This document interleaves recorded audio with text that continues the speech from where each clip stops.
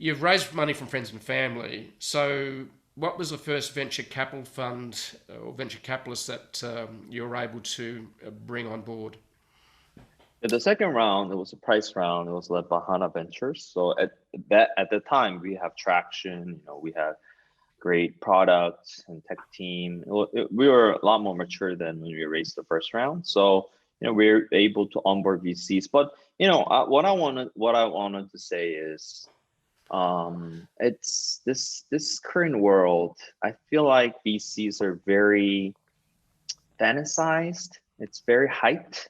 Mm-hmm. But the thing is, at the end, VC invest. I don't want to downgrade them. Or they're amazing people. They're very talented. They're really important for startup ecosystems. But Bears basically they're like they report to LPs. They just make decisions like a stock. It's like the equity research people, which it's I think startup founders have to think, okay, because sometimes founders often think that, okay, how much I raise means, the success, metrics of the success. Mm-hmm. Absolutely not. No.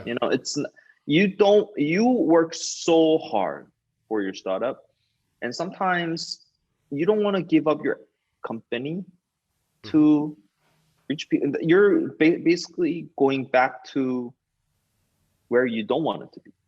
A begging bowl.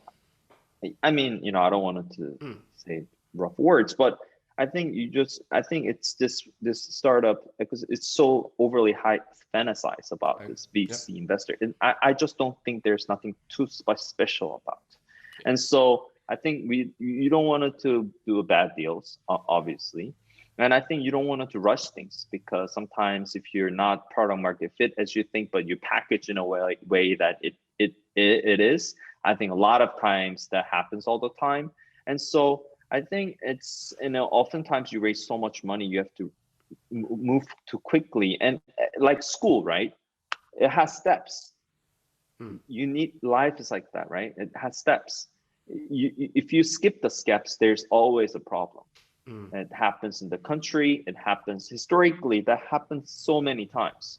And so I think you just have to ask yourself really honestly, are you too greedy to take this too much money?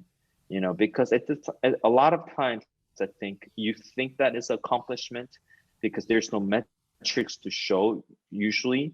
And a lot of times you want to raise as quickly as possible to reach where you want it to be.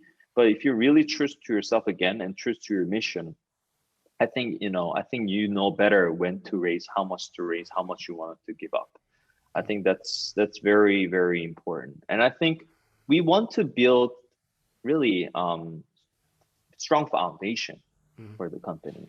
For me especially, it's honestly, it's not about the money. Initially, yes, I wanted to like IPO really fast. I want to be a billionaire.